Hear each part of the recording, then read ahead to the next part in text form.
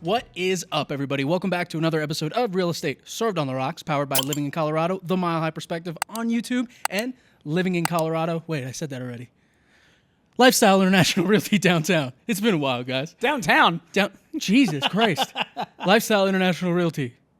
Yeah, you guys know where we are. In Lone Tree. In Lone Tree. But we cover all of Colorado. Lifestyle International Realty, Kansas City. If you guys can't tell, we had a great New Year's celebration. Yep. Yeah, it was a good time.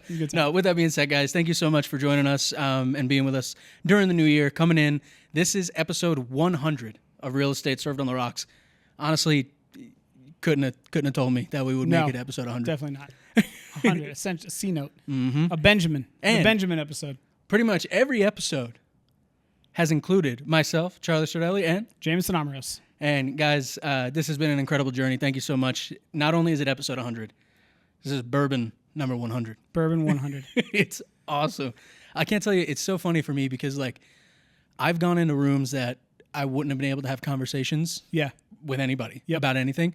But then I start talking, I see a bourbon in there, and I'm like, there's my in. Mm-hmm. I got it. And it's just such a nice skill to have to actually be able to talk about it a little bit. Oh, 100%. But from like and I hate saying this, not like a connoisseur level, but you actually know what you're talking about. Like, oh, do you know American oak, white oak? Where was it bottled? How was it bottled? Was there staves? Like it. And then I was having a conversation with somebody the other day.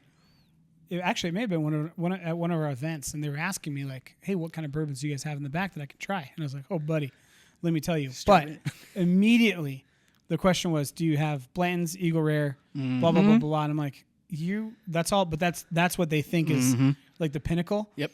And I told them, I was like, "Oh, we've got a couple different." He goes, "I think we'll do the Eagle Rare." I'm like, "You are missing you have no out, idea, dude. Like, you have no clue." No idea. It's like, "Oh, you don't have Eagle Rare 12?" I'm like, "No, but I got about 8 bottles back there that we've rated higher." I got Taylor. I got dude. Evan. It was just super funny because it's just they're in this mindset of like, if it's not Buffalo Trace or that lineage, it's not shit. I'm like, you need to expand your peripheral, my friend. And as always, guys, our podcast is about bourbon reviews, and we talk real estate, and not just like housing market stats and stuff like that. We try and bring you information that, like how to make a cigar room in one of our top performing episodes. We have another on how to brew coffee or how to make coffee, roast coffee at your house. So we're going to try and do a lot more of that this year for you guys. But we also do want to announce that for episode 100, we are going to be starting a giveaway, a bourbon giveaway. Like we said, we have a list now of all the bourbons. All 100 bourbons will be on a list, and we will add that to every episode so you can go in and see the name of the bourbon, the cost of the bourbon, and what we rated it across the board with an average as well. So we want to start the year off giving you guys an opportunity to enjoy some of our favorite bourbons, and we're thinking about three of our top bottles. Yep. So stay tuned on the Instagram, on Facebook, TikTok, everywhere, for us to start dropping that information. We're kind of working out on the back end how to do it because it is alcohol and we are shipping and talking about it. So we're putting it together right now, but stay tuned on it. Going to be an awesome opportunity for you guys to get a bottle that you may not have gotten or have the access to. I like it. And especially if it's Old Soul. And Happy New Year, by the way. Thank you. How was it? It's good. Yeah. It's peaceful. Good. Peaceful is good, man, especially after this last year. Peaceful was... Yeah. Oh, and you want to know what the coolest part about the first of the year was? I am an uncle. Oh, that's right. Congratulations. Weston Charles Godwin was brought into the world January 1st at like 6:30 p.m. Nice, man. Congratulations. Yeah, it's awesome. I'm excited. Are you going to be the fun uncle? Oh, yeah. Funkle all day. You know the it. Funkle. I already sent him a plushy like shark that plays music and does lights and all that. Starting it early, baby. I got excited. So my sister got married last year, like courtroom married. Her wedding is in May out in Chicago, which, by the way, if you've never been to Chicago, you got to go. I've driven through Chicago. You got to go. You got to go. Especially the way how you like to, like we took an architectural tour down the river and listened to this guy who gave us the entire architectural history of that city. And once you understand why people rank Chicago over like a New York or an LA or anything else, like the amount of intellect and art and just design, planning and design that went into that city, and you see these buildings, and now you can point out, okay, well, that's mid-century modern. This is Baroque cathedral. This one is like all these different things. Yeah. The second tallest city in the building was the first skyscraper in Chicago designed by a woman, right? And it's this giant glass building. And about 3/4 of the way up, there's just an empty spot. So it's basically barricaded, right? And it's part of the architecture. And it has the columns for the elevators to go up and down to get to the top floors. But they left it that way because Chicago's windy. Oh, so it allows the wind to go building through. to let the wind carve through so it doesn't sway. I love it. Like, That it's is so cool. Dude, it's so cool. Well, especially because, so I don't know, I have a bunch of family in New York still, and I learned that in New York they move buildings. Yeah. Like they literally pick buildings up and move entire buildings. Yeah. And then some of them they have to account for the wind coming off the ocean because of how much it sways. Yep. It's incredible. But And if you on go to Chicago, if you go to like the lake, right, and you stand on that lake, you feel like you're on an ocean because it's so big, and it's white sand beaches. They're massive beaches. Some would say the biggest beaches. Nice boardwalk. Everything's clean. The water's cold, right? During the winter, we were there in November.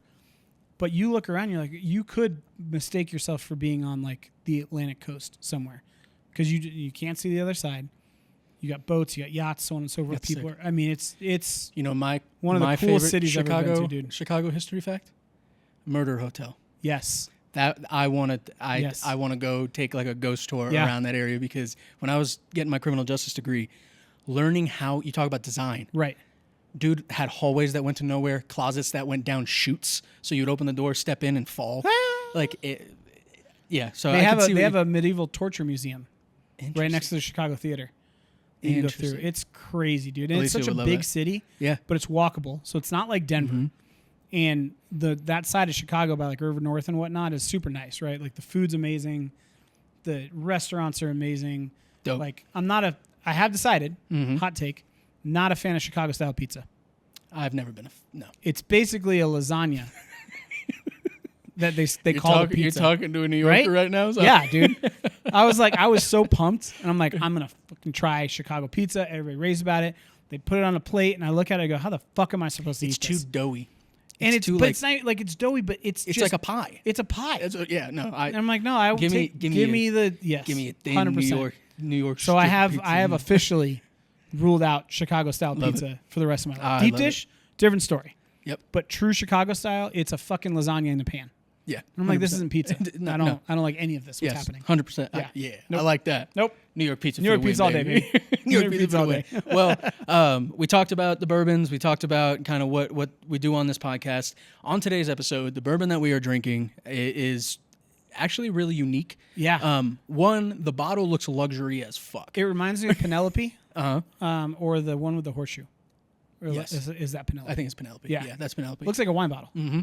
Well, and again, the regality of the label, like the gold on black, it's classic. And it has XO, which is like VXO, cognacs, brandies. Exactly. Yeah. Exactly. So I'm going to go ahead and pour it out. Jameson, can you tell me why you chose it, where you found it, all that? Well, I was working today, and I was driving down dealing with a potential lawsuit with one of my buyers for lack of disclosure by the sellers. So we can get into a whole other episode. And I'm driving. I'm on the phone with them. I'm on the phone with contractors. I'm back on the phone with them. And I make it to the parking lot. I walk in, put my bag down, and I go, oh, shit, we don't have a bourbon for today. So I picked up handy-dandy Google Maps. I said, nearest liquor store. It's one right down the street. And I walk in. They have a very limited selection, like not a great selection. So I'm looking, and I always look for bourbons we haven't had. And I'm over the 40 proof or the 90 proof, 80 proof bourbons. I just can't do them anymore. I can't do it anymore. No. Like it's the Feels reviews like a waste would of a be sip. honestly, the reviews for those would be horrible because they just don't have enough complexity. So I always look for 96 proof and up. This one caught my eye because of the bottle. So marketing, great job marketing.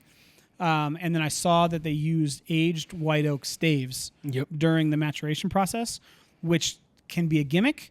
But if it's done right, we have had instances where bottles came out really good, right?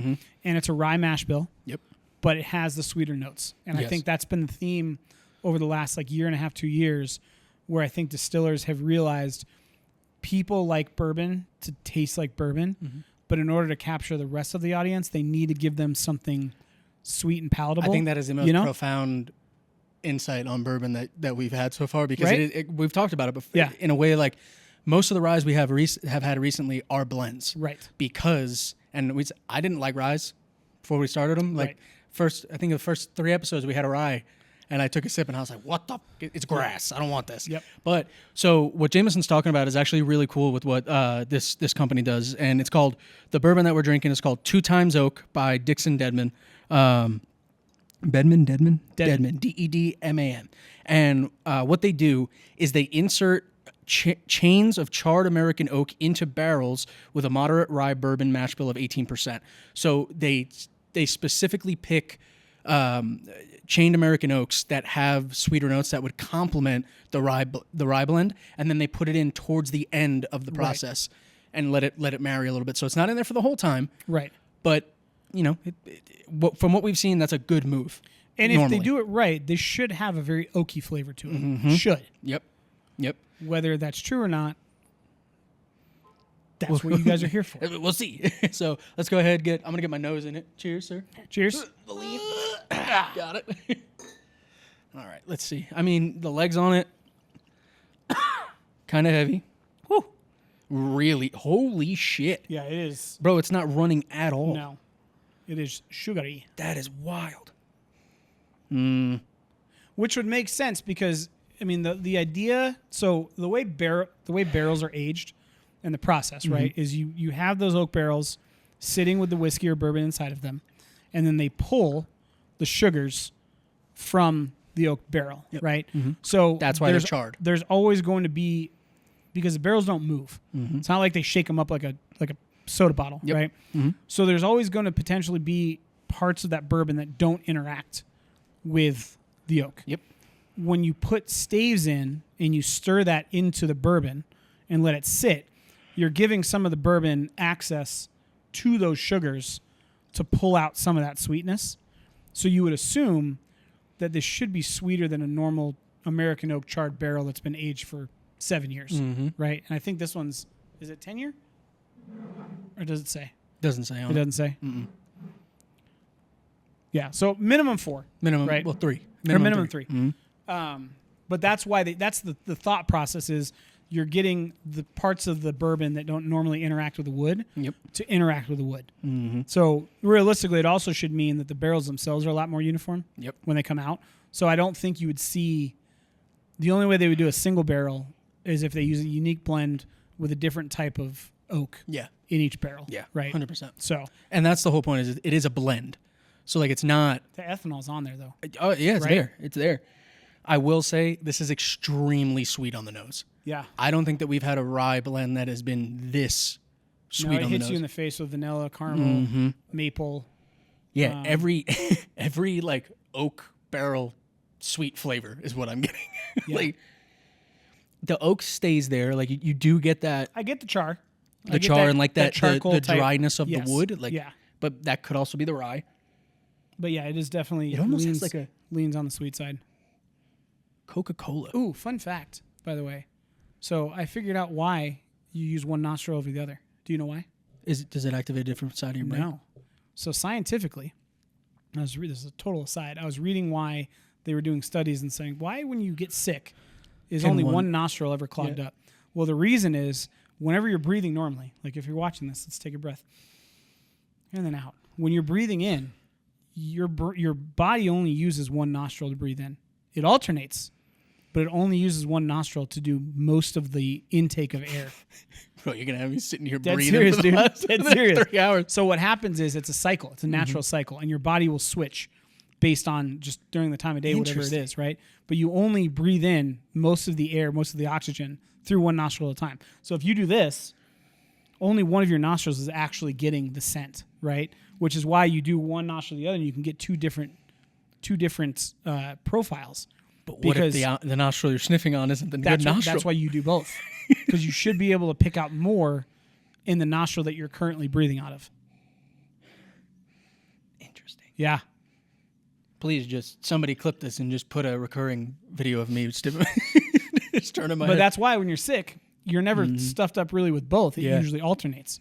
Because That the shit pisses reason me the off. body does that, and here's why, is because if you were to breathe in both nostrils constantly, your risk of drying out both at the same time heightens because it dries out the mucus. So your body switches to make sure that one nostril is always moist, so that you keep your mucus membrane and your Biological technology. crazy, right? Yeah, Fucking that's crazy. awesome. I'll tell you what, though, the nose, though, like, for real, think about, like, See, like right now, I'm breathing on my right nose. yeah, think about, like, not stale, think about, like, old Coke. Yeah, or like Mexican Coke. Yeah, like Coke that's Syrupy. that's been sitting Got for rid a of the bit. fizz, and it's just syrup. Exactly. Interesting. You get some of that cherry. Yeah. Oh yeah. But yeah, it's just sweet, guys. I Now, can't even next lie time to you. you're stoned, you're gonna be like, I'm doing it right now. What are you talking about? which nostril am I breathing out of? Literally, What's? I can't. Hold on, I can't talk. I can't breathe and talk out. So for the nose, let's see. Yeah, we're right there, dude. Vanilla, honeysuckle, caramel, and citrus zest. Yeah, I think I get the citrus a little bit. a little bit. It's not. But I think the problem with citrus is I think it blends in with the ethanol, Yes. so you don't get Yes. it as much. Mm-hmm. Yep. 100%. All right. Well, I'm gonna go ahead and get this sip in.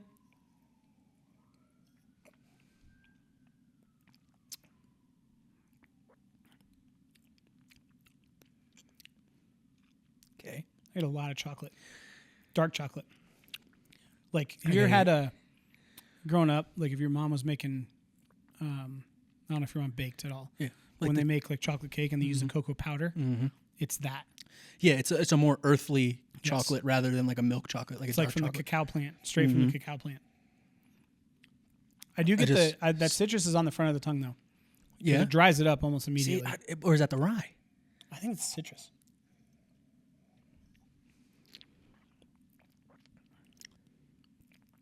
But it's after. Like I hit the sweetness hits the back of the throat first, and then the aftertaste I can feel it drying out my tongue. Yeah. And I get a little bit of that citrus on the front end. I But will it comes say after. the evolution of this on the palate is dope. Like the levels of the flavor as it evolves Yep. with the sips. And we told you guys this before. Can't really get an accurate gauge of a taste Hits of on a the roof bourbon of my mouth too. if on the first sip. Yeah. You always have to go for the second sip because the first sip your mouth's getting used to the ethanol. Right. And then the second one you get a little bit more of the flavor.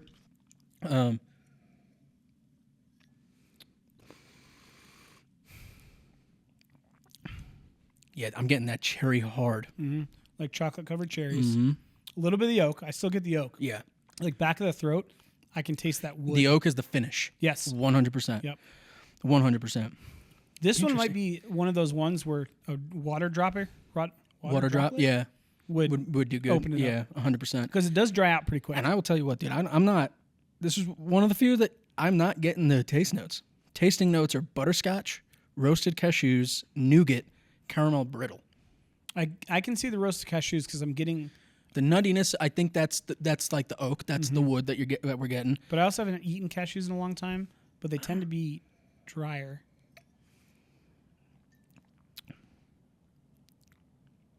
Not getting the butterscotch. Maybe as it Caramel opens brittle up- I could see because of the sugar, the yeah, sweet. Maybe if it opens up and that butterscotch comes through. Yeah, Does it not have a shirt on? he doesn't. No, he's just walking around without a shirt on out here. Let's see what.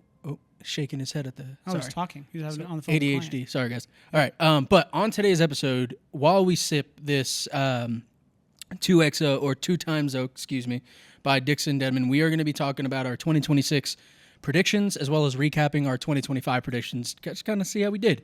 And I'm not going to lie to you guys.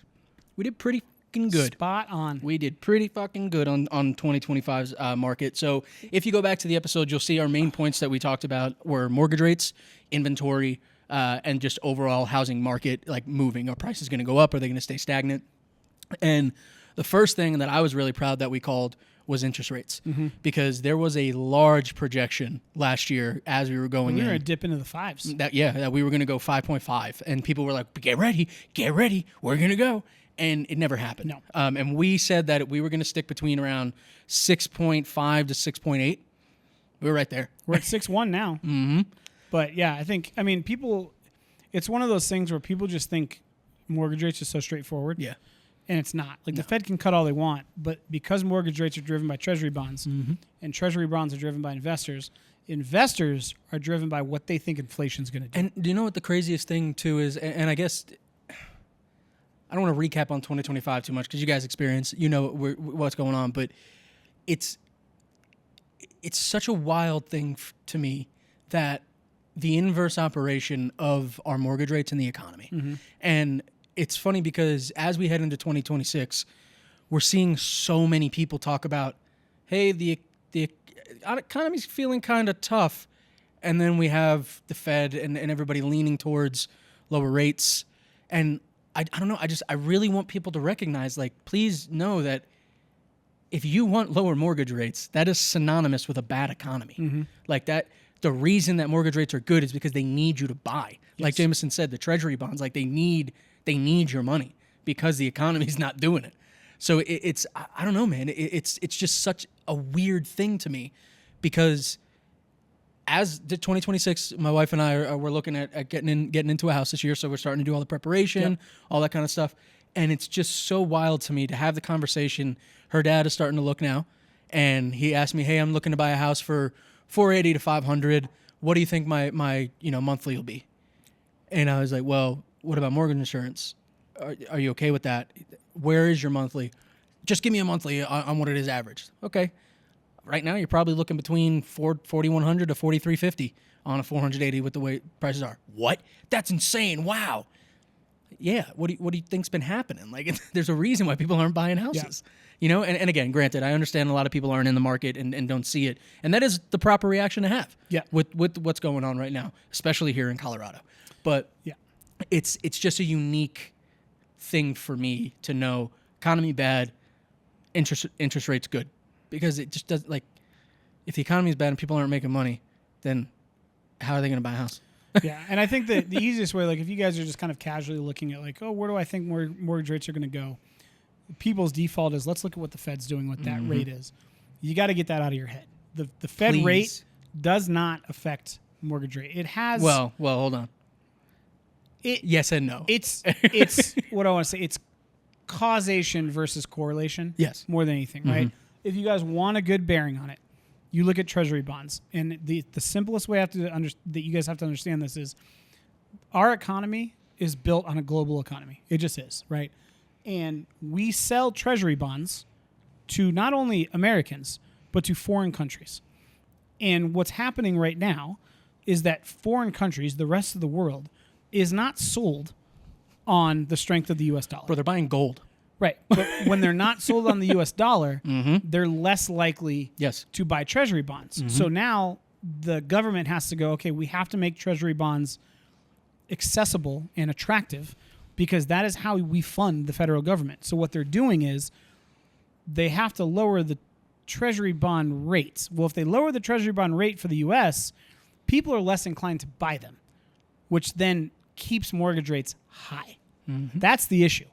That's what it is. If more people buy Treasury bonds at a lower interest rate, then you start to see mortgage rates fall. And we're not in that space. And we have been in that space for 12 months, which is why even though the Fed's cutting, they did a 25 basis point in December, 25 basis point in November. I think we did 3 straight months. And we didn't see mortgage rates fall a ton. They maybe went from 6.8 to 6.3, but that was more based on Treasury bonds getting cheaper than anything else. And the world economy and what's going on. Right. So if you guys really want to look at and say, where do I think they're going? Stop looking at the Fed. Look at Treasury bonds. That's the key. And get back a little bit on 2025. We said that housing prices wouldn't raise dramatically and they wouldn't drop dramatically. Same exact thing. We're seeing early reports are 1% to 3% increase year over year, especially in certain areas nationwide. Of the country. Colorado fell 1%, which we needed. Which we needed. But yes, overall nationwide, and that's driven by certain areas of the country that saw a higher demand with less inventory as rates loosened up. But by and large, we were almost, I would say categorically flat. Like very minimal, which really is a good thing for affordability, which we'll talk about here in a second. But yeah. And then, inventory-wise, Colorado increased the national average small increase. Yes. But again, think about it. Colorado saw the largest amount of people moving out last year, and we also saw high home prices. and we also like it just makes sense. And to simplify it even more, you look at a state like Colorado versus Kentucky. I don't know. I was going to say from an inventory standpoint, like New York, right? For example. Yep. Colorado has way more space to build. So we were able to have developers come in and actually construct whole new home communities all over the Front Range. There's just areas in the country that do not have the geographic space to build as much as they need to build. They have to build up versus out. Colorado still has the ability to build out. So we're always going to be ahead of the curve in inventory because we have space to actually spread out. Yep. Well, and so it's, I don't know, it's weird because I know we've said this all year. This has been the most location-specific market of all time. Kentucky, I mean, even within Colorado, Castle Rock compared to Longmont, it's 35 miles, 35, 40 miles. I have buyers right now that I'm working with that are looking in a specific, probably 2 square mile radius in Denver, and they have turned down houses and offered on a house within 3 blocks because of the location. Yep. Literally, like incredible. Downing Street to Ogden, if you guys are familiar with Denver, it's about a 4-minute drive. And there's 2 identical homes. We said no to one and yes to the other because they like the street and that specific block more than the other property. Yep. That's how specific it is.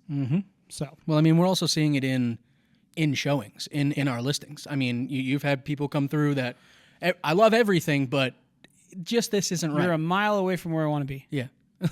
I had people come in. The house is great. Anybody would be great to live in here. It's move-in ready. But the buyers don't like how short the back fence is. Okay. All right. I hear you. Get it. Main point is... This carpet transition is funky. Yeah. You can fix that. Main point is buyers are picky. Like buyers, and you should be. You're spending money in an elevated market. 100% be picky. Now spending $4,000 a month. Exactly. So, all right, let's go ahead and kind of dive into our predictions for 2026. Okay. And you want to break it down to like three points. We'll do interest rates, affordability, and inventory again? Yep. Perfect. I like it. Okay. So let's go ahead and talk about first. Do you want to talk about interest first or last? Yeah, let's do interest rates first. Yeah. So in my mind, I think interest rates for the last 3 years have been the largest driver of the real estate market, consumer side. And I don't think that's going to change going into 2026. Agreed. As of right now, when it comes to interest rates, I am worried about May when Powell leaves the Federal Reserve and a Trump appointee gets in. And the reason I say that is because it's already been discussed. It is going to be a Trump appointee that's going to come in, run the Fed. He's already stated that he's going to lower rates. And again, when the Fed lowers rates, that doesn't relate to mortgage rates going down.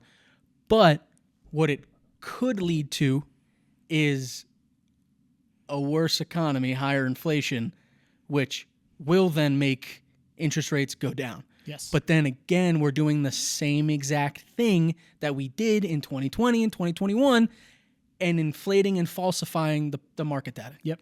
So like, are interest rates going to go down in 2026? I believe so. Is it going to be like highly significant? Are we going to go back down to 3? Absolutely not. But I do think that we could cross that 6.0 barrier and get towards at least 5.8, 5.7. And it's hard for me because I want people to afford homes. Right. And the 3 things that we talk about, inventory, affordability, and interest rates, they're all cyclical with each other. They're all intertwined with each other. And I'm just worried that... Yeah, it's a tripod. You can't cut off one leg and expect it to still stand. Exactly. And I'm just worried that we're going to have people who have been preparing, that have saved, that have been okay over the last 2 years, and now recently just had some pull in the game. Some buyers had some control. We were seeing the highest concessions that we've seen in 3 years. But I fear that those lower interest rates and the people who have been doing things right are going to lose out. Yeah. Because they're not going to be able to handle the rise in the buyer pool. And more buyers in with less inventory, what does that mean, guys? Higher prices, right? So it's just, I don't know. Like, I'm excited to get more people in, but at the same time, it could hurt even more. Yep. Where are you at? I agree. I mean, if you look at the last, call it from 2023, right, where our average interest rate for the entire year 2023 was 6.8. and then we get into the first half of 2024, second half, we dropped to 6.7, so still high. 2025, we averaged 6.6, average across the year, right? We had ups and downs. It was volatile. I think our average going into 2026 for the entire year is going to be somewhere between 6 and 6.3, which means we will probably have some weeks where we dip under 6 into the 5s, right? Mm-hmm. But I agree with you. I think you can't have lower interest rates without increasing inventory. You just can't, because you put too much pressure on the supply side. Well, it's not only you can't have lower interest rates without increasing affordability, cost, right, and inventory. Yep. It just doesn't play into it. And I think a lot of it's going to depend on global economics again. Mm-hmm. I don't think this year is going to be any different as far as fluctuation and volatility when it comes to the economy. Like, I think we're still going to wake up every morning. There's going to be a new headline that us in this world are going to go, God damn it. Like, can we just get a break of something that is not newsworthy, where we're doing something every week that's going to just inflate prices, or it's going to do this, or it's going to cause, because I think there's two things, right? With mortgage rates, yes, interest rates dictate affordability the most because it's your monthly payment. Mm-hmm. But psychologically, uncertainty also plays a huge factor because it keeps buyers on the sideline. Yeah, and that's what we've seen in the last 3 years, especially 2025. Yes. I mean, it was the most volatile economic year with shifts and changes that we've had since the pandemic. Yes. And now we're coming into a time where we need stability. Right. We need something to come in and regulate. And I fear that there's just too much volatility and too much on a dime changes. Yeah. Like, there's one Truth Social post and the market fluctuates by 5 points, dude. That's insane. Yeah. Like, not only does it fluctuate 5 points, but it's being driven by 7 companies. yes.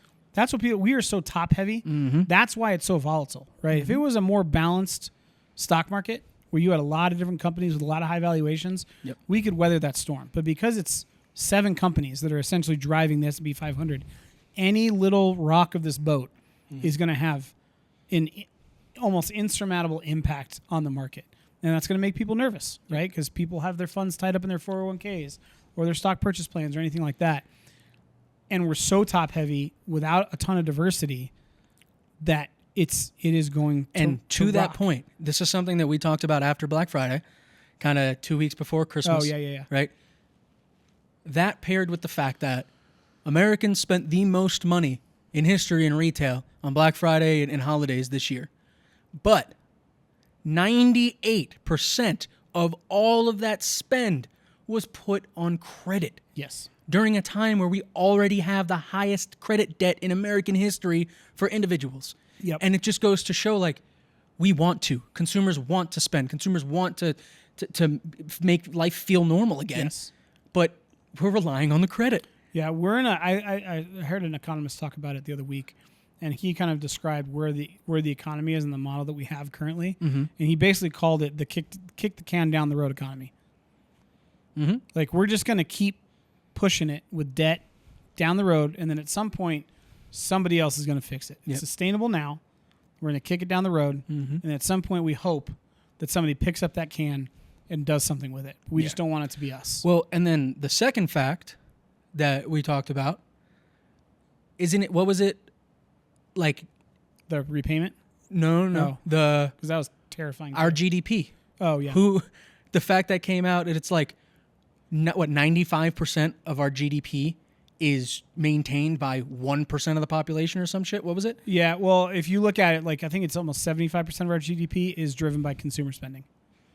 So when we have our GDP increase, which is normally a good thing for the economy, but then you realize that 75% of those people, 98% put that money on debt and high interest rates.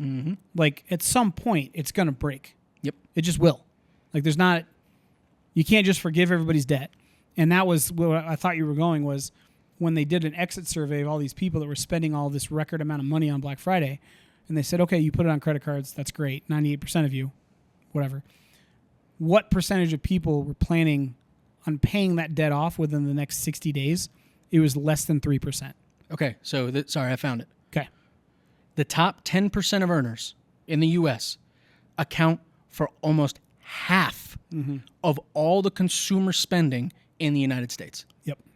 Tell me there's a wealth gap without telling me there's a wealth gap. Well, it's a K-shaped economy, right? It's so crazy. The fancy word is it's bifurcated. So you've got the people that are in that, and I'll be honest, right? Like you and I are in that bracket. Yeah. Of we're doing well, Yep. and we are in this. We're in the upper part of the K. I guess if you guys are watching this video, like that I'm on. like this, Yeah. something like that. I'm right? like right here. There's a section of the population that's going this way, but then there's the other, that 10% that's going this way. And the problem is that 10% that does make a lot of the policies and is spending the most money, they're over here going, it's not that bad. Yep. Like, I don't feel a strain. Like, I go to the grocery store and it's stupid expensive. Bro, I bought the same thing I usually bought when I'm meal prepping, $150. Right. Stupid Insane expensive. for a week. But you and I are in a position where we go, okay, it's $150, but it's not a break the bank $150 Yes. versus the other half of the economy is seeing that exact same price increase. And now they're having to make decisions of, do I buy groceries or do I pay my rent? Or do I buy my medication? Right. Like, yeah. Exactly. So it's a weird dichotomy because you can talk to two different people at the same time and get two completely different answers on how they feel about the economy. Yep. And I don't think that gets any better this year. Yep. And I think that's going to lend to that volatility of interest rates in the economy going forward. And that volatility is going to keep interest rates high. It just will. Because the investors are looking at it and they're not dumb. They're going, oh shit, this isn't sustainable. I'm not putting my money in the bonds. Yep. Because if I do, I could lose money. They're not paying me enough of an interest rate on the back end for me to justify me buying bonds. And if they're not doing that, interest rates are going to stay high, which is why I don't think we're going to see this massive dip. I think we'll see something. The only other thing that could affect interest rates is if the Fed decides to continue to buy mortgage-backed securities, but then that goes into the fictitious, we call it quantitative easing, but it goes into the fictitious way of falsely lowering rates. And over the last quarter and a half, the Fed has bought $55 billion worth of Treasury bonds, worth of mortgage-backed securities. So they're still trying. So some of this dip that we've seen since September has not been economically driven. No. It's been on the Fed saying we're going to quietly continue to fill our balance sheet so that we can keep rates lower. But they don't have a choice. No. They can't because it'll go rampant. Right. It'll fly off the rails. Yeah. So that's interest rates and what we think they're going to do and kind of how it can play into. So the prediction is I think we end the year on average at a 6 point. We were at 6.3 this last year. I think our average is between 6 and 6.1%. I'm there. For 2026. Yeah, I'm there. With some dips. If not, yeah, I do believe that we may get below 6. I think we touch below 6. I think we get below 6. And I see we'll Spring see those market, we'll summer see those market. weekly flyers where all of a sudden mortgage rates jump 40%. But then the next week it goes back up to 6.2. Yeah, that's yeah. I think a 6.1 average for this year is probably what we're going to look at. So now let's talk about inventory for 2026. 2025 we saw the largest jump in inventory that we've seen in the last 5 years, which did ease a little bit across the country. It did allow more buyers to come in and compete. It did lower prices a little bit, like we said here in Colorado. I believe that we're going to continue to see higher inventory levels, especially if the economy continues to do what it's going to do or do what it's doing. I think people are going to try and relocate to make their payment easier or their life easier. So I don't think it's going to be drastic, but I do think we're going to continue to increase in 2026 when it comes to inventory. I agree for two reasons. One, I hope that the current administration follows through on their promise to loosen up, incentivize states to loosen up guidelines and red tape for development, right? Because remember, you have this separation of federal and state governments. The federal government cannot force states to loosen regulations. They can't come in and say, hey, Colorado, I am mandating you to do A, B, and C to make building more houses easier or cheaper. They can't. What they can do is they can enact policies, tax breaks, funding goalposts to incentivize states to loosen those guidelines, to loosen that red tape, that bureaucracy, to allow developers to build faster and at a higher volume. And I do think that's going to happen. Yeah, I do. And I think you'll see it. I think it has to happen. And I think you'll see it in more states other than others, again, based on geographic location. If states have space to build developments and they have vacant land that can be used for housing developments, you'll see that more. Yeah. Right. Well, and I mean, we're also experiencing a very interesting correlation. Housing inventory is going up. Rental inventory is skyrocketing. Yes. So we're in this weird balance where it's now inventory is going up for houses. So prices could come down or stay kind of stagnant. Yep. But Denver alone in 2024 and 2025 added 25% Right. of their total inventory in for rentals. what? Rentals. Right? So we're seeing apartment communities offer 4 to 5 months of free rent. They're having to compete with lower rental prices. So I'm scared that even though we're going to get a higher inventory on homes, the rental amount's going to go up, which is then going to cause them to lower their monthly rent, which is then going to make buyers go, why the fuck would I spend $4,000 a month if I could spend $1,800 and be comfortable and enjoy my life? Because we've talked about this before. The generation that's coming in with money to buy, the millennials, to buy homes, first-time home buyers, they're about experience. They're about life experience. They're not about material possessions. So if a millennial can spend less money, spend more money on traveling instead of buying the property, I'm worried that that's where we're going to go. And it's a weird dichotomy because Zillow and Redfin did a study over the last 3 years, and they consolidated it. And they did an interview essentially with millennials to kind of gauge, do millennials even still want to buy houses? 86% of millennials said the goal is to own a home. So I agree. You've got this weird dichotomy of millennials by and large, 68 million of them, 85 to 90% still want to own a home at some point. But they're butting up against what can I actually afford. And one of those is going to win out. Yep. Right. And I mean, I'm the example. I'm the case in point. Yeah. And I'm a little bit luckier because my wife's a leasing agent and she works for the leasing company. So full transparency, we're spending $1,600 a month on rent. Why the fuck? Yep. Yep. Like for a $480,000 house, why would I get rid of $1,600 a month to get into $4,000? Right. It's hard for me. I is. understand the long-term goals. And again, I'm speaking as somebody who's 32, doesn't have a kid. Yep. I 100% understand that.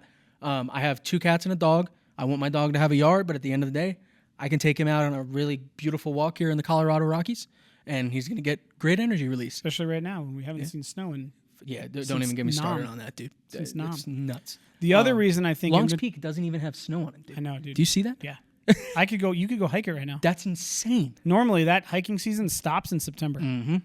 Insane. Yep. But again, now you see we have extraneous factors that are playing into it. Yep. Oh man. But overall, as far as inventory goes, I think we're going to see an increase, especially in places like Colorado, Texas, Florida, New York, California, Washington even, I believe we're going to see. Yeah, I think the other reason we're going to see, let's see if I sent myself the statistics on this, is we have talked a long time about the lock-in effect, right? Where people have very low interest rates. Yep. And they don't want to move, right? And we are starting to see that loosen because the people that were in that lock-in effect have been selling houses. So you've got less and less people that are locked in that 3 to 5% mortgage rate, and more individuals over the last 2 years that have gotten into, or 3 years, have gotten to that 6% rate, and they are less locked in. Yep. And that has been a massive driver in inventory issues. That's a phenomenal point. Since COVID. Yeah. Right? So as you start to see less households locked in at that 3.5-4% rate, you're going to start seeing people more willing to move because they're going, okay, maybe I'm at a 5.5. So if I go to a 6, it's not that big of a jump. Whereas before it was like, dude, I'm at a 2.8. And that was 70% of households. So as that number decreases, you're going to have more people that are willing to move because the interest rates are starting to match up a little bit more. So let me ask what you they this. have and what they can get. Do you think that there's going to be a die-off year for boomers? Where we're going to see a huge jump because we're getting so many boomers that are either relocating to homes or that I don't know, passed? because if you look at and again, gets really in depth, but if you look at the predictions that Home Depot and Lowe's have put out, they do most of their their projections on home remodels, and they are very, very confident that the home remodel business is going to explode over the next 5 years because people are going to stay in place. Okay. And age in place, right? Because at the end of the day, you still have almost 30%, I think it might be more than that, 30% of people in the United States that own their homes outright. Yeah. Still the most equity in U.S. history. So if they own their homes outright, they could say, hey, you know what? I'm going to move to a bigger place.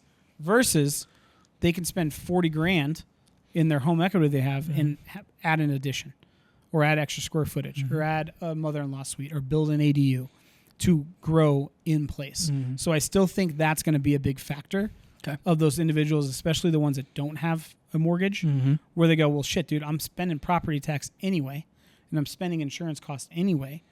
Do I want to all of a sudden add on a $4,000 a month payment, or do I want to sit there and say I'll blow $80,000 on a $600 or 600 square foot addition, and then now I just make where I live bigger? Yep. Right. Yeah. So I think that's going to be two forces that are kind of battling. God, it's such a pinpoint. Like there's so much that could play into it, especially with it's so wild. Yeah.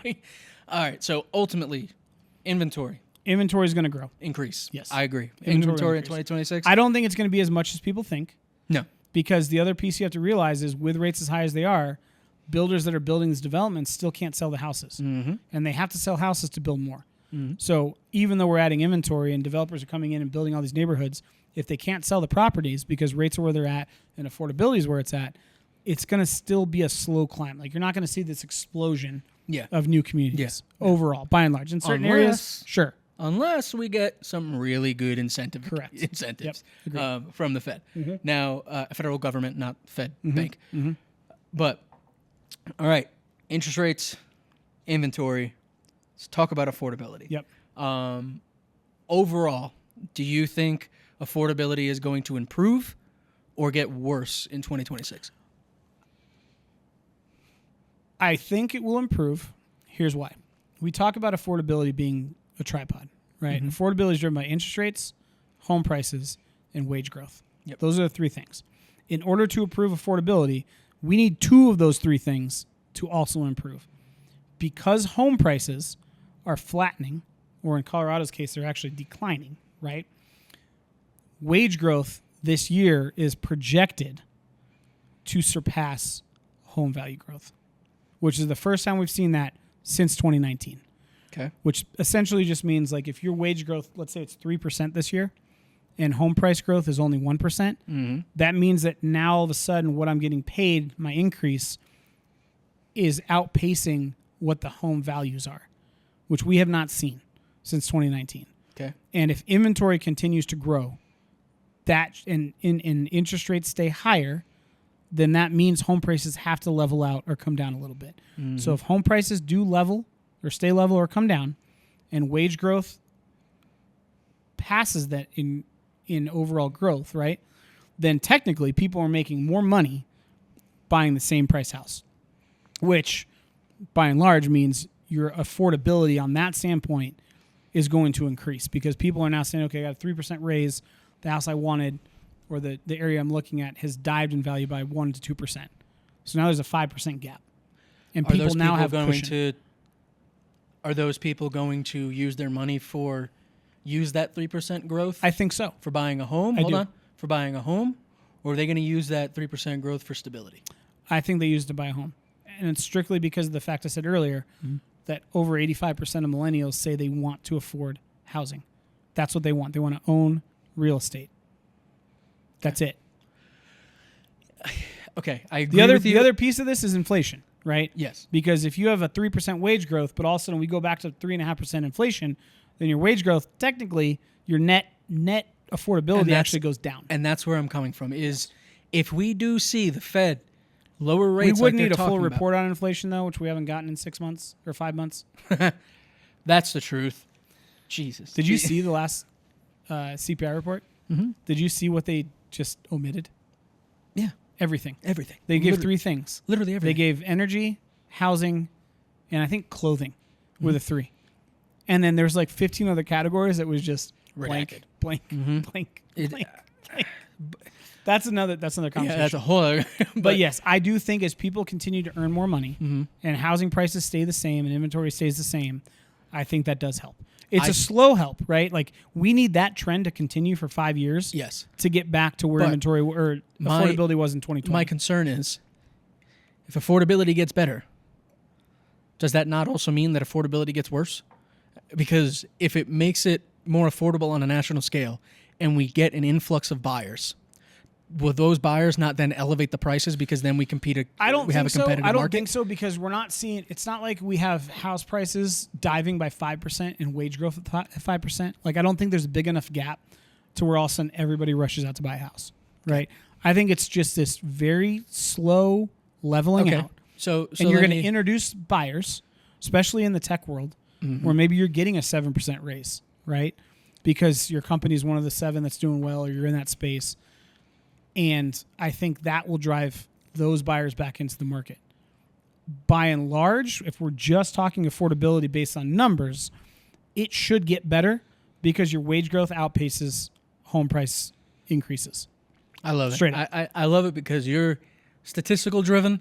I'm emotional. And I think that's I think it's people-driven. valid. Like I absolutely think that's it's valid. a good Yes, it's a good dynamic. You know, yin and yang over here. Yeah. On paper, if you're asking me, does affordability improve? Yes. Are there extenuating factors that are going to drive that? Because, yeah, if I get a 3% wage growth or raise, but then groceries go up 2% and home prices go up 1%, then my dollar has the same buying power. Yeah. Right? It's going to be, I think what we're going to see is the people who have been preparing. Yes. The people who have put themselves in a good situation, have talked to lenders, got on a savings plan, paid out debt, they are going to be the ones that benefit. Yes, I agree. The ones that are going to get hurt are the ones that have to buy and sell. Agreed. And that's kind of where I see the affordability going. Yep. If you guys have been planning, if you guys have been listening to the podcast for the last 3 years, we've been telling you, get where you need to be. And I think that you guys are going to be in a great position come the spring market. As far as on affordability, I kind of want to put a little caveat on it, like a little asterisk, like affordability, ding. We're looking at, are sellers going to be happier or are buyers going to be happier? 2026. Compared to this year or just in general? Just in general. This is going to sound very like politically correct. I think there's space for both to be happy. Okay. I think buyers will continue to have the opportunity to get concessions, to ask for, offer on homes $30,000, $40,000, $50,000 under asking, and actually have those offers entertained. I think sellers, if they work with good agents, will get smart and they'll do the right things on their house to allow it to sell at what it should sell at versus taking a big dip, right? I think there's space for both to be happy. I think that if sellers are sitting there going, why can't I sell my house like I did 4 years ago? That's long gone. Like that will not happen. You have to purposefully and intently position your home to sell at the highest price possible. But at the end of the day, and we talk about this all the time, the home is not worth what you think it's worth. It's not worth the upgrades that you put into it. It's not worth what it was worth 5 years ago. If you renovate all the bathrooms in the kitchen, you're not going to get that money back. If you finish your basement versus unfinished, you're not going to all of a sudden, if you finish your basement for $60,000, you're not going to be able to sell your home for $120,000 more. Your updates that you do are not worth what you think they are. And at the end of the day, a house will sell for whatever price a buyer is willing to pay on that day. That's it. And I think as sellers get more comfortable with that Notion. yeah, that there's another word that's escaping my brain, but like that environment, then yes, I still think because you still have record appreciation, right? And you have record equity. I sold a house in Parker. Comps list was 830 all day. All day, if you look at it. Last house that sold was in August. We listed in October. Things happened. Government shut down. A lot of uncertainty. We ended up selling the house for 801. Is it lower than what they wanted? Yes. They prepared the house, and it probably sold. The things they did probably saved them another $25,000 of net cost because they didn't have to lower the price to $775, and it sold for $801. If they didn't do the things that we talked about them doing and implementing those things and having the strategy we did, instead of $801, it would have sold at $775. So people have to understand that. Like small things will help you sell your house faster for not the most price, but a better price than if you do nothing. I like it. So I think there's space for both. But I do think going into 2026, I think it remains a buyer's market with a lot of opportunity for them to get into places that are just cheaper. 100%. Yeah. I mean, I've offered on 2. I think there's going to be a lot of playroom. I've offered 2, and we've gotten countered, right? But we offered $35,000 under on one, came to an agreement, still under what the list price was. Offered on another one, $25,000 under. We ended up 15 under, but still a deal, right? That's still $65, $75 a month from a monthly payment standpoint. So I still think buyers going into 2026 hold the balance of power. Sellers just have to understand, and we've talked about this a lot. I think my one rock takeaway is going to play into a this. fucking product. Yes. Like that's what it is. Yes. So I think Overall, affordability improves. Yeah. I do. 2026. I don't think it's going to be as drastic as people hope, but I think it will improve. I do. Okay. I do. If you have increased inventory, you've got decreasing home prices, and you've got increasing wage growth, those are the 3 legs of the tripod that we need to work in tandem. No, not in tandem because that's 2. In conjunction with each other to make affordability better. Okay. I like it. So we talked about interest rates in 2026. We talked about inventory in 2026. And we talked about affordability in 2026. I think it's a good time to move into our one rock takeaway. Can I throw a caveat at you, though, on 2 other predictions that are real quick? Go for it. Number 1, I think that home sizes for new construction are going to decrease this year. And I think that's because of the birth rate and dinks like yourself that are moving in with roommates versus kids. And I think, and this is a big kind of 30,000-foot view, I think this is the year we see climate influence migration more than any other year that we've seen. I really do. Okay. Like I said, I think the last two points plus affordability plays into my one rock takeaway. Yeah, I do. You look at insurance costs, dude. Yep. You're going to have people moving out of places, and it's going to be very local, right? But yeah, so I think climate is going to be one rock takeaway. I want to get one rock takeaway for today's episode. I don't want to steal your. This is going no pun intended. I don't want to steal your thunder. Thank you. Thank you.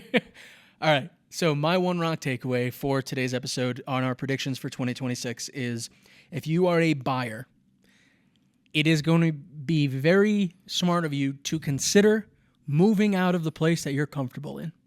If you want to afford a home and get a good bang for your buck value, I think 2026 we're going to see a lot of people considering climate, life, friends, all of that stuff playing in to home buying and having people move to areas that it's not number 1 on their list, but they can make life work and they enjoy the area. And I think as a buyer in 2026, that is your best bet to buy a home. Take a look at a market, start looking around and see what lifestyle you love, really get in tune with you and your partner, figure out what you love in life, and look for a market that is going to benefit that with good home prices. Yep. It's my one rock takeaway. So you see the meme from Always Sunny in Philadelphia where Charlie's got this thing mapped out on the wall. And he's like, he's trying to explain he's got all the fucking red, with the red cigarette and in his everything. Yeah. Mm-hmm. I think that's what it's like predicting things like the housing market because I think many things, bro. This year, and this is my one rock takeaway, this is going to be the year as more people enter the market, more houses are being built. I think we're going to finally get a more complete picture of what normal looks like in a housing market. Because before, it's just, we've been so whiplash that it's just hard to say one thing affects it and another thing won't, so on and so forth. I think this year, as people settle in, we're going to see what all of these extenuating factors, climate, insurance cost, workforce, migration, size of house, geographic location, how all of that plays in to what the market's going to look like going forward. And I think this is my big one rock takeaway prediction. This year is going to tell us what the new normal housing market is going to be for the next 10 years. I think that's what it is, because I think we'll finally have enough data points to go, okay, this is now, because everybody said, okay, 2020, new normal. Nope, rates went up. 2022, high interest rates, low inventory, this is new normal. 2023, wait a second, lock-in effect happened. We have way less inventory, but we have got a ton of buyers, but rates are keeping buyers on the sideline. This is the new normal. I think this year, as everything levels out and we figure out where the economy is going globally, we figure out how climate change and insurance plays into the housing market, we figure out now all the companies have kind of figured out, okay, it's not 100% work from home. People still are going to have to commute. So now it's going to settle down that migration pattern. All of those things, I think, are going to coalesce into, okay, what 2026 looks like is going to be what a new, actually normal housing market looks like, at least for the next 5 to 10 years. I'm okay with that. Yeah. I'm okay with that. That's my big prediction. I love it. Well, hopefully we're as on point with 2026 as we are with 2025. I really hope we don't. Like 2027, we're like ssmoking cigarettes. Like, just, brother, my brother in Christ. Droopy eyes. I got for Christmas the bro mask. Yeah. So the under eye things. Nice. And I've been wearing them every night because I'm just so stressed out. Yeah. I'm like, I just can't have bags under my eyes. I'm going to be here with a cigarette, a fucking red light face mask. A bottle, not a glass of bourbon. Be like, Charlie's going to be like, Jameson, what do you think is going to happen next year? I don't fucking know, man. I don't even care. I'm bruised. My arm's in a sling. I've got a knife in my back. I don't know what's going on, bro. I just hope I survive. I hope that's not it. Incredible. I hope that's not it. Incredible. Well, great episode. Again, thank you guys so much for taking your time in 2026 to join us on the episode. We are going to start planning on doing the giveaway for you guys. And with that, let's go ahead and move into our bourbon review for today's episode.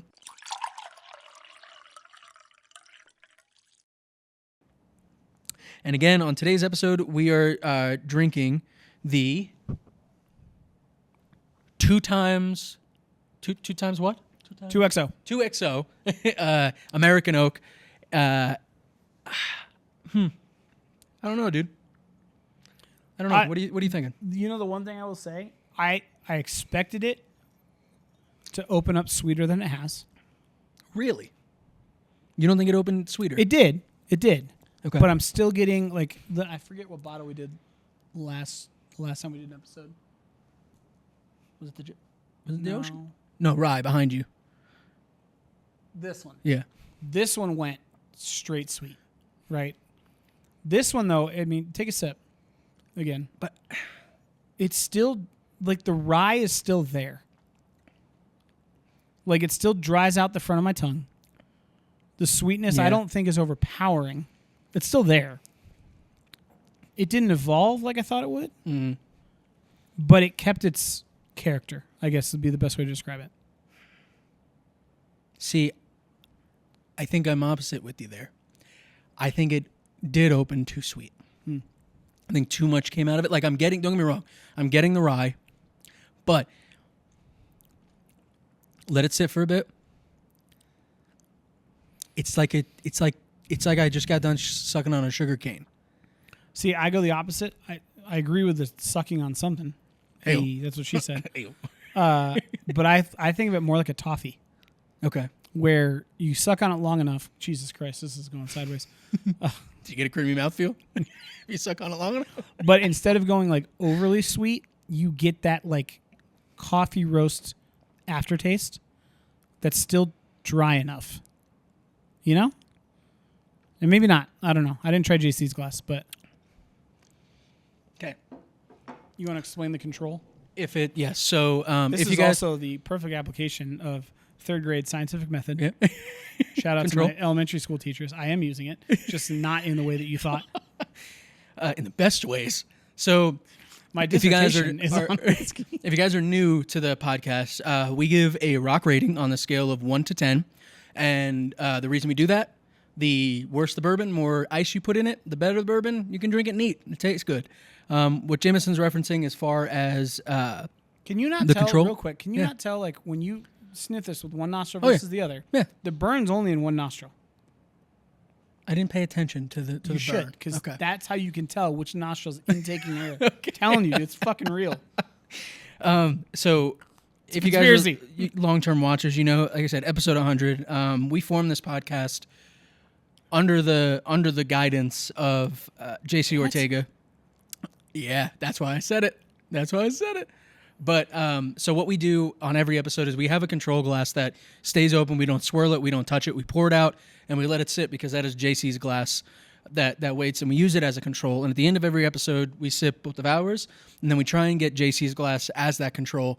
And I will tell you, if I rated on JC's glass versus my glass, my rating would be higher. 100% higher. See, what's crazy is, so they both opened up, sweet-wise. Mm-hmm. The flavor's better in this glass. In JC's glass. Exactly. Like you actually, and this is, I don't know if this is a good or a bad thing, but I actually get more of the sweet flavor profile here.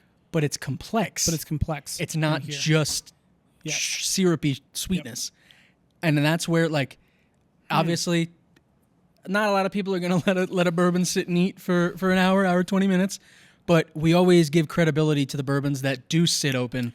But this goes back to what I said in the beginning. Mm-hmm. I almost think that diluting it with a drop or two of water helps open this bourbon up. Yes. Mm-hmm. I really do. Yeah, absolutely. Because, this glass tastes way better than that one. Than this. Mm-hmm. And it's just so weird because also, if you guys don't... Dude, I don't know. If you guys haven't experienced the difference in Glencairns, please, for the love of God, this pack is on Amazon. Not bad. We put the link in the description for the episodes. Phenomenal way to taste bourbon and whiskey. Definitely check it out. But yeah, dude, I'm right there with you. JC's glass kept what I would say was bourbon traits. My glass died down, got a little too sweet. The rye was still there, but again, it was like the combination of the ethanol and the rye that gave me the burn and gave me that bourbon feel, versus JC's glass was still evolution.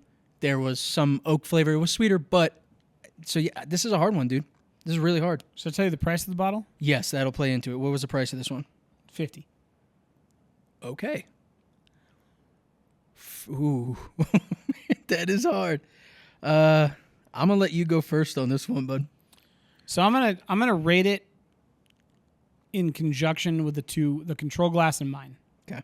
I think the pros with the control glass is you kept the rye and the sweetness, but the complexity stayed. And I don't know if that's a product of it sitting and mixing, right? Versus us swirling around, drinking it, more of that flavor and ethanol escapes. Two different glasses, though. 100%. Yes, two different. Yep. So I have to rate on the median between the two. Okay. So I'm going to go, especially with it being a $49 bottle. Yep. Which I think is a great price for a 96 proof, honestly. I get what they were trying to do. I still believe the stave is a gimmick. I didn't get more oak in it because I just don't think they put it in long enough.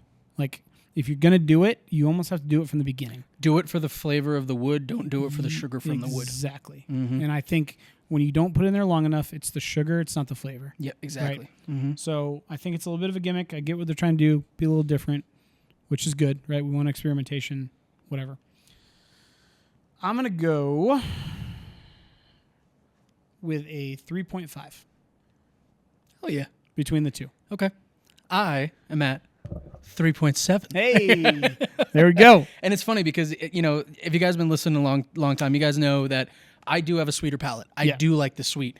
But I think for me, there's a combination of I want sweetness, but maintaining bourbon. The character. Yes, exactly. The definition and the character of the spirit without it being overpowered. And JC's glass, I'm there.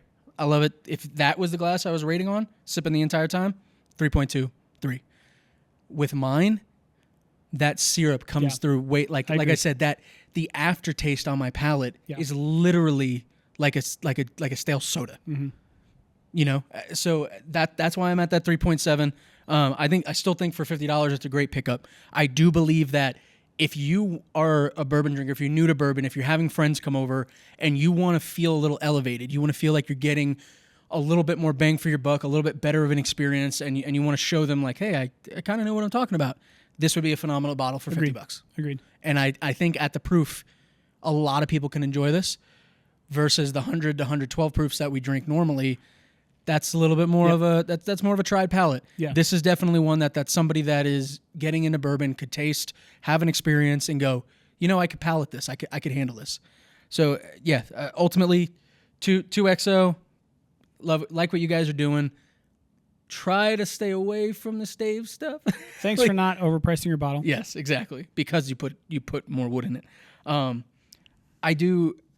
Jimmy, we need to maybe 2026 is the year we do Kentucky Row. Kentucky what? Kentucky Row. Oh, like actually go. Mm-hmm. I don't know, dude. I don't think that'd be fun. Stay tuned, guys. But again, let us know. We're Take gonna the show on the road, baby. Yeah, we're gonna show you guys within the next week the giveaway that we're doing, kind of how we're gonna process it, what we're gonna do. But stay tuned. You guys can always reach out to us at any time on our own personal socials. You can find me at Charlie Sardelli, or if you want to do any video media production, at Beat the Jeans Productions. And then Jameson Amoros, but my tag, the Colorado real estate guy, on Arathang. And it's accurate. He is a Colorado real estate guy. It's true. It should be the Colorado real estate golfing guy.